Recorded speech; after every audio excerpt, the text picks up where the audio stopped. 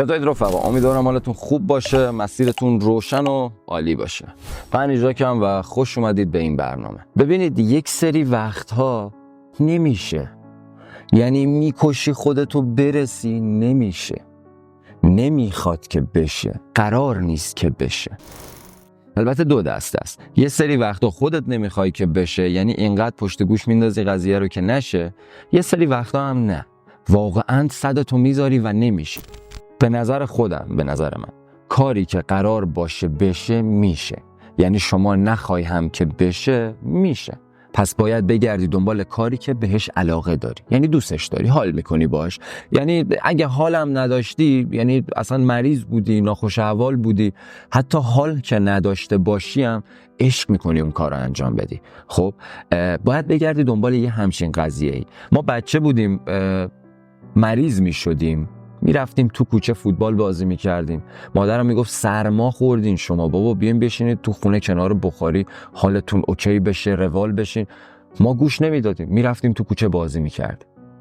تو اون سرما، توی زمستون، ببینید دوست داشتیم. من نه، خیلی های دیگه‌مون هستن که با یه همچین وضعیتی تو کوچه رفتن. نوستالژی قضیه. دوست داریم که اون کار رو انجام بدیم، حال میکنیم باهاش. تو اون حال عالم بچگی اون فوتبال بازی کردنه یه کاریه که بهش علاقه داشتیم، دوست داشتیم. اما الان باید تو زندگی بگردیم چه کاری رو دوست داریم، نسبت به علاقمون، نسبت به روحیاتمون، نسبت به اون شرایط و وضعیتی که داریم. باید بگردیم دنبال اون علاقه‌ای که درون ماست. یعنی چیزی نیست که بگیم من ببینمش بهش علاقه من بشم، نه، اینجوری نیست. درون ماست، اون چیزیه که واقعا هست. میدونی؟ و میایم تو داستان، میایم میبینیم چرا نمیشه،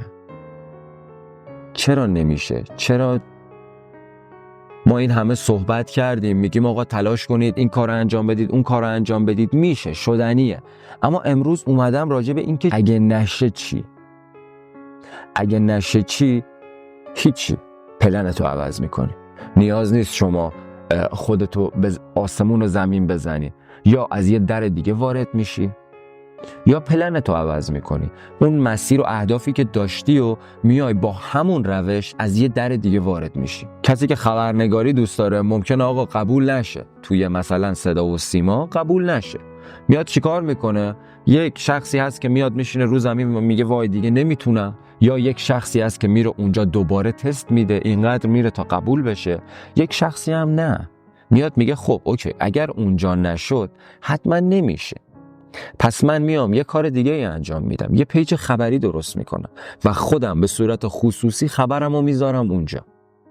ببینید راه داره، هر کاری یک راهی داره. شما اگر یک کاریو، شما اگر نمیتونید برسید به یک، پس حتما به صفر هم هنوز نرسیدید. پس باید اول صفر بشید و بعد یک بشید. اکثریت ماها، اکثریتمون هنوز صفر هم نشدن، هنوز منفی 5 و 10 و 20 و 100. شما باید صفر بشی.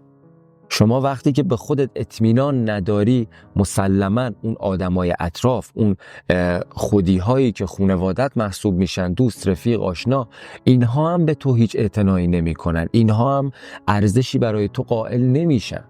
وقتی که تو به هدف و مقوله زندگی ارزش نمیدی و بالا نمیبریش، اونها هم به تو ارزش نمیدن. پس چطور میشه؟ این میشه که هر کاری انجام میدی نمیشه. حالا یک سری از چیزهای ماورا و طبیعی هم هست که دخیلن تو این نشدن ها که اونا رو اصلا کاری نداره. خب چون به نظر من، مقوله من اینه که انسان اینقدر قدرتمنده که ماورا و طبیعی نمیتونه روش تاثیر بذاره. خب قدرت خودتو باید پیدا بکنی که یه ویدیو هم درست میکنم در آینده ای نه چندان دور و راجع به این داستانا هم صحبت میکنم. اما اول از همه اینه که اگر یه مسیری نشد، باید در دیگری رو براش پیدا بکنی. این نیست که تو فقط بشینی بگی خب من همین مسیر رو میخوام، همین در رو میخوام. نه، هزاران راه داره برای وارد شدن به اون هدفی که داری. ممکنه هدف من از این مسیر باشه، ممکنه هدف تو با این کار باشه ولی از یه مسیر دیگه. ببینید اینها رو هم باید در نظر بگیری. ما متاسفانه اینا رو در نظر نمیگیریم، اصلا برامون هم مهم نیست. کاری که نمیشه برامون میگیم وای نمیشه.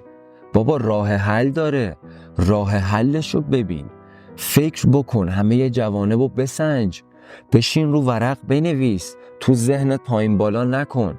ذهن شاید اون لحظه چیزهایی به تو بگه که اصلا دروغ باشن، اصلا اون چیزهایی نباشن که تو میخوای. خب بشین بنویس رو کاغذ، آقا چی شده که من به اینجا رسیدم، چی شده که من این شده وضعیت زندگی.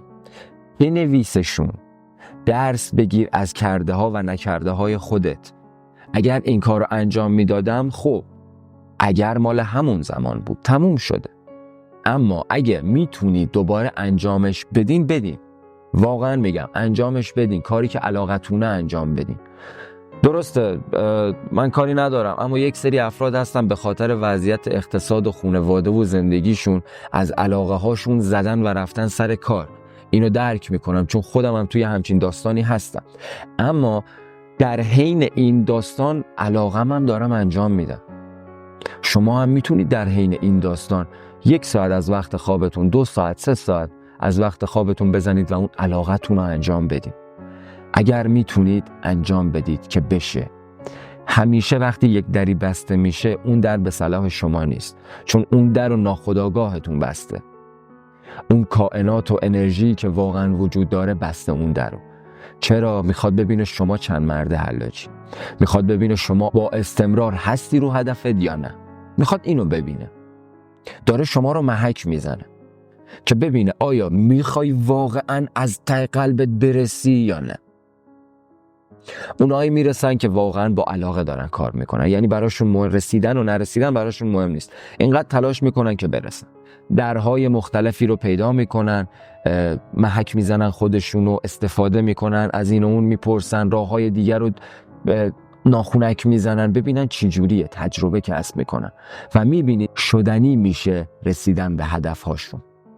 و امیدوارم که همیشه برسید به اهدافتون، یه جوری هم برسید که از ته قلبتون خوشحال بشید. خیلی مخلصیم، دمتون گرم تا اینجا بودین، ممنونم ازتون. فعلا.